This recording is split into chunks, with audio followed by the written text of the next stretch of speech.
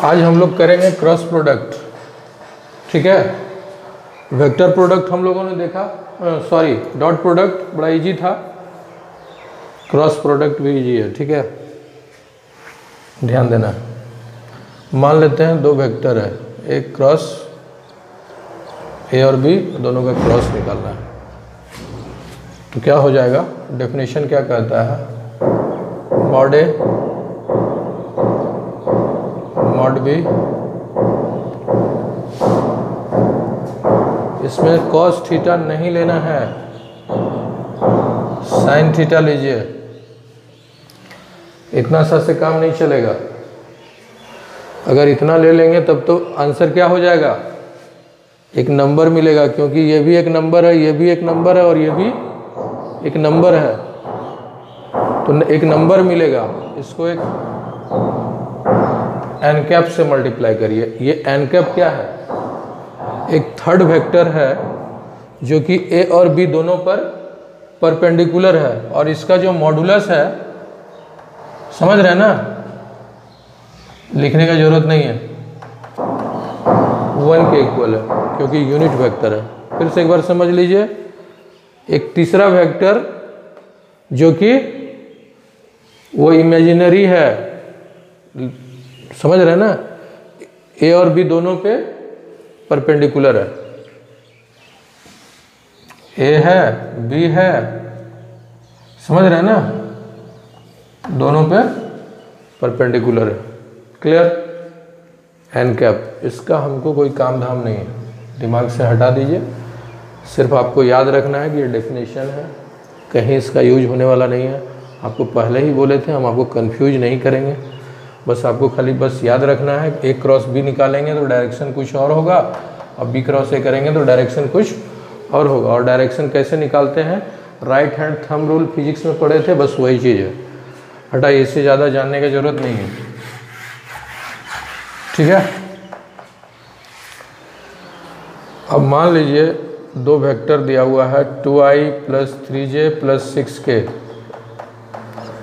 एक दूसरा वेक्टर है i + 6j - k, क्रॉस निकालना है। देखते हैं कैसे निकलेगा, क्या टेक्निक है। कुछ नहीं, बस याद आ गया होगा ये क्या है, डिटर्मिनेंट्स का साइन है, यहाँ लिखना है i j k, कैप जरूर लगाइएगा, मैं पहले ही बोल दिया हूँ, मैं भूल जाऊँ कोई प्रॉब्लम नहीं है, आपको नहीं भूलना है। i j k, कैप लगा दी। 2 3 6 1 6 -1, इसको सॉल्व कर लेते हैं, जो रिजल्ट आएगा वही आंसर है। तो क्या था टेक्निक, आई को छोड़िए, आई कैप को, इसको छोड़ने का मतलब है कि ये खत्म और ये खत्म, फर्स्ट रो फर्स्ट कॉलम दोनों साफ। ये जब दोनों साफ हो गया तो सिर्फ दिख रहा है ये 4, क्या क्या 3 6 6 -1।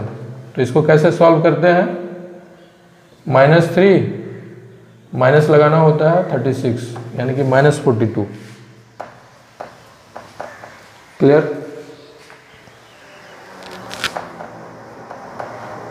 अब जे को छोड़ना है, याद रहे जे को जब छोड़ेंगे तो साइन बदल लेंगे, -j, कैप लगा दीजिए, इनटू जे को जैसे छोड़े, सेकंड कॉलम खत्म, फर्स्ट रो खत्म, समझ रहे हैं ना, ये और ये खत्म, सिर्फ हमको बस ये 4 दिख रहा है, 2 1 6 -1।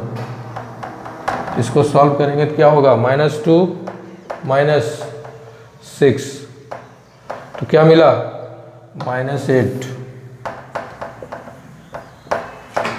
डायरेक्ट लिख रहे हैं, के को छोड़ेंगे, साइन चेंज नहीं करना है, याद रहे सिर्फ बीच वाले में साइन चेंज करना है, ये खत्म ये खत्म, 2 1 3 6,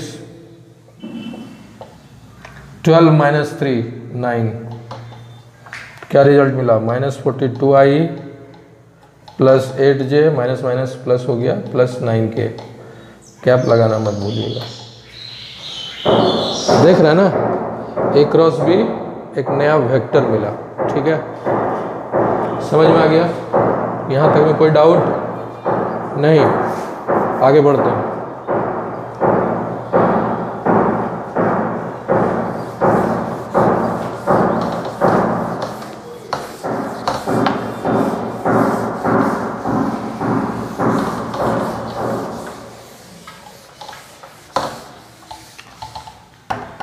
प्रॉपर्टीज देख लेते हैं।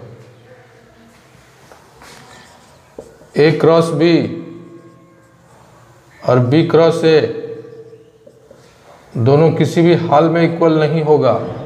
क्यों भाई? दोनों का डायरेक्शन अपोजिट है। दोनों को इक्वल लिखने के लिए हमको क्या करना होगा? नेगेटिव लगाना होगा। समझ में आ गया? पहला लॉ। दूसरा, ए क्रॉस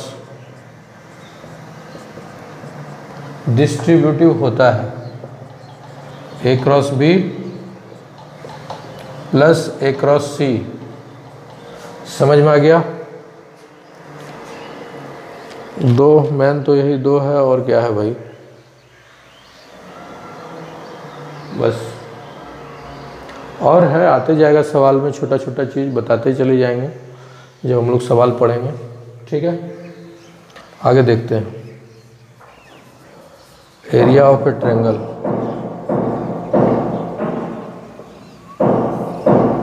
मान लेते हैं एक ट्रायंगल है A B C. A B का पोजीशन वेक्टर ए, ये बी और ये सी। ठीक है, area of triangle A B C क्या हो जाएगा? हाफ किसी भी दो का क्रॉस लेके मॉडुलस ले लीजिए, या तो ए क्रॉस बी ले लो। देखिए ए क्रॉस बी एक वेक्टर मिलेगा, फिर हम लोग उसका मॉड निकालेंगे, एक नंबर मिलेगा, half into that number answer. Square unit जरूर लिखिएगा। समझ में आ गया? हाफ इंटू, आप बी क्रॉस सी भी ले सकते हैं, जो अवेलेबल होगा। ए क्रॉस सी कुछ भी ले सकते हो, आंसर सेम आएगा। समझ में आ गया? सवाल बताएंगे, क्लियर होगा। हर टाइप का सवाल मैं कवर करूंगा। ठीक है, पहले कॉन्सेप्ट देख लीजिए, बेसिक अच्छा रहेगा, सवाल में प्रॉब्लम नहीं होगा। ठीक है, एरिया ऑफ ट्रायंगल हो गया। अब पैरेललोग्राम देखते हैं।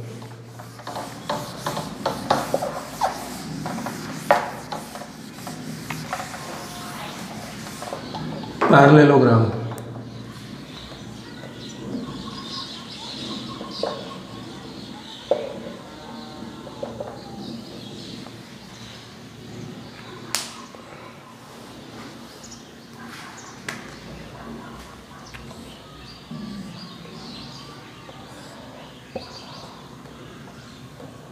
ठीक है, मान लेते हैं एडजेसेंट साइड का दिया हुआ है ए और बी। एरिया क्या हो जाएगा?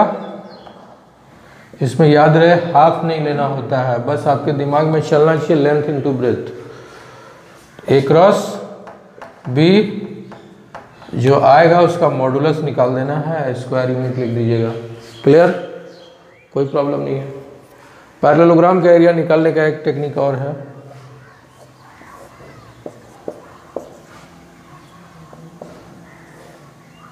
मान लेते हैं ये दो डायगोनल है, एक का वेक्टर है d1 और दूसरा का d2, तो एरिया हो जाएगा